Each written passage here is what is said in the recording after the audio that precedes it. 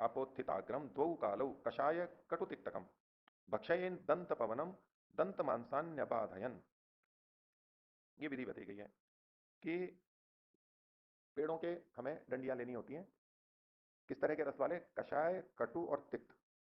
कषाय रस वाले, कटु रस वाले और तिक्त रस वाले, इन रसों वाले जो होते हैं प्राय करके ऐसे पेड़ों के हमारे को लेना होता है। और आपोत्थिताग्रम, उसके अग्रभाग को कुचल लेना चाहिए। हम जैसे चबा लेते हैं वैसे कूची बना लेते हैं, और नहीं तो कठोर हो तो वैसे कर लेना चाहिए। दो उकालो, दिन में 2 बार करना चाहिए। तो दिन में 2 बार का आधुनिक नहीं है कि दिन में 2 बार करना चाहिए, दिन में 2 बार का पहले से ही 2 बार करना चाहिए। नहीं तो ये होता है भाई हमारे यहाँ तो सुबह सुबह ही करते हैं हमारी परंपरा में। तो अब इन्होंने कहा नहीं, रात को सोते समय करना चाहिए, और रात को सोते समय करना ज्यादा लाभदायक है। एक तो पहले अन्न रहे, हम शुद्ध करके बिना सोए, फिर वो सड़ता रहा रात भर, और फिर सुबह साफ किया। एक है कि रात को ही साफ करके सोए तो सड़ेगा भी नहीं, और जो थोड़ा बहुत होगा वो सुबह साफ कर लिया। और कई जने तो इतना भी कहते हैं कि रात को अगर करके सोए तो सुबह साफ करने की आवश्यकता ही नहीं पड़ती है। लेकिन यहाँ दो दो समय के अंदर करने के लिए 2 बार करना चाहिए। भक्षयेत दंत पवनम, दंत पवन, पवन मतलब दंत को शुद्ध करने वाले जो हैं उसको भक्षयेत खाए, क्योंकि हम चबाते हैं खाते हैं ना उसको भक्षण कहा गया। भक्षयेत दंत पवनम दंत मांसानी अबाधयन, दांत और मांस की बाधा न करते हुए, अथवा दंत मांस की बाधा बाधा न करते हुए। दंत मांस बोलते हैं मसूड़ों को, दांतों का जो मांस होता है उसको बचाते हुए।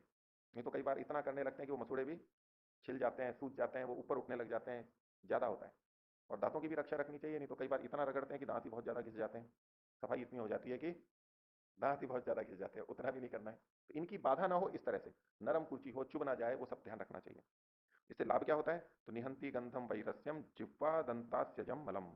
एक तो गंध को दूर कर देती है, दुर्गंध को।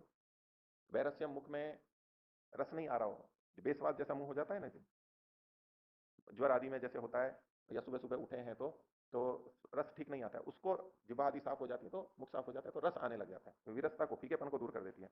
निहंती गंधम वैरस्यम जिह्वा दंतास्य जमलम। 3 है, जिह्वा, दंत और आस्य। जीभ के, दांत के और मुख के मल को दूर करती है। निष्कृष्य रुचिम आधत्ते, तो मल को निष्कृष्य, मल को निकाल करके रुचि का आधान कर देती है। इसके बाद में रुचि होती है भोजन में, नहीं तो रुचि कम होगी या नहीं होगी। सत्यो दंत विशोधनम, दांत को शुद्ध करते ही शीघ्र ही हमारे को मुख में रुचि या स्वाद का आना ये प्रारंभ